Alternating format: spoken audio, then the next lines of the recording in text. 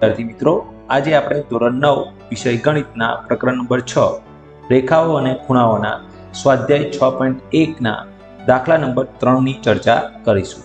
એના માટે અહીંયા નીચેની આકૃતિમાં ખૂણો PQR બરાબર ખૂણો PRQ આપેલ છે, તો સાબિત કરો કે ખૂણો PQS બરાબર ખૂણો PRT। હવે આ જે વિધાન આપ્યું છે તે વિધાનને અનુરૂપ જે પણ ખૂણાઓ દર્શાવ્યા છે તે સૌથી પહેલા તમે આ આકૃતિની અંદર શોધવા પ્રયત્ન કરો। હવે આ જે વિધાનને સાબિત કરવાનું છે તેના માટે સૌથી પહેલા સરળતા માટે અહીંયા જે પણ ખૂણાઓ બને છે એ ખૂણાઓને આપણે નંબર્સ આપી દઈએ 1, 2, 3 અને 4। હવે અહીંયા સૌથી પહેલા તમે વિધાનમાં જોશો તો ખૂણો PQR અને ખૂણો PQS આવે છે।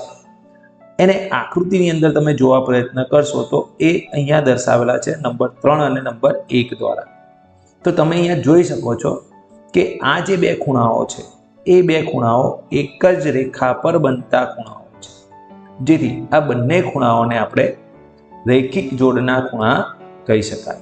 અને એટલા માટે ખૂણો 1 અને ખૂણો 3 રૈખિક જોડ રચે છે, જેથી જાણીએ છીએ પ્રમાણે રૈખિક જોડ પૂરક હોય છે, એટલે કે એ બેનો સરવાળો 180 અંશ થશે। આ વિધાનને આપણે નંબર 1 કહી દઈએ। હવે એવી જ રીતે અહીંયા હવે બીજા જે બે ખૂણાઓ દર્શાવેલા છે રકમમાં ખૂણો PRQ અને ખૂણો PRT, તેને તમે ધ્યાનથી જોશો તો એ અહીંયા ખૂણા નંબર 2 અને ખૂણા નંબર 4 દ્વારા દર્શાવવામાં આવેલા છે। તો આ બંને ખૂણાઓ પણ રૈખિક જોડ રચે છે, અને એટલે આપણે શું કહી શકીએ અહીંયા કે ખૂણો 2 અને ખૂણા 4 નો સરવાળો પણ 180 અંશ થશે। હવે આ વિધાનને આપણે નંબર 2 કહી દઈશું। હવે તમે જોશો તો વિધાનની અંદર તમને એક આપ્યું છે ખૂણો PQR બરાબર ખૂણો PRQ। આ બંને ખૂણાને તમે ધ્યાનથી જોશો તો PQR એટલે નંબર 1 અને PRQ એટલે નંબર 2, તો આ બંને ખૂણાઓ સમાન આપેલા જ છે આપણને, તો આપણે એને પણ અહીંયા નોંધી લઈએ ખૂણો 1 બરાબર ખૂણો 2 અને કહી દઈશું નંબર 3। હવે આ જે 3 વિધાનો આપણને મળ્યા છે એ 3 વિધાનોને આપણે જો ધ્યાનથી જોઈશું અહીંયા તો નંબર 1 અને નંબર 2 ની જે જમણી બાજુઓ છે એ સમાન છે, તો પછી એની ડાબી બાજુઓ પણ સમાન થશે। અથવા ભૂમિતિની એક બાબતને આપણે જો ધ્યાને લઈએ તો કોઈ એક જ વસ્તુને સમાન હોય તેવી બે વસ્તુઓ પણ એકબીજાને સમાન થાય, એટલે કે ખૂણો 1 વત્તા ખૂણો 3 બરાબર ખૂણો 2 વત્તા ખૂણો 4 થશે। હવે પરિણામ નંબર 3 જે છે એનો જો ઉપયોગ આ વિધાનમાં કરવામાં આવે તો ખૂણા 1 ની જગ્યાએ તમે ખૂણો 2 મૂકી શકો છો, તો આપણે મૂકીએ અહીંયા ખૂણા 1 ની જગ્યાએ ખૂણો 2। તો હવે તમે આ જે વિધાન મળ્યું એમાં જુઓ, વિધાનની ડાબી બાજુ અને જમણી બાજુ બંને તરફ ખૂણો 2 આપેલો છે, તો આપણે એ ખૂણા 2 ને અહીંયા બંને તરફથી કેન્સલ કરી દઈએ, તો આપણને જવાબમાં શું મળશે? હવે ખૂણો 3 બરાબર ખૂણો 4।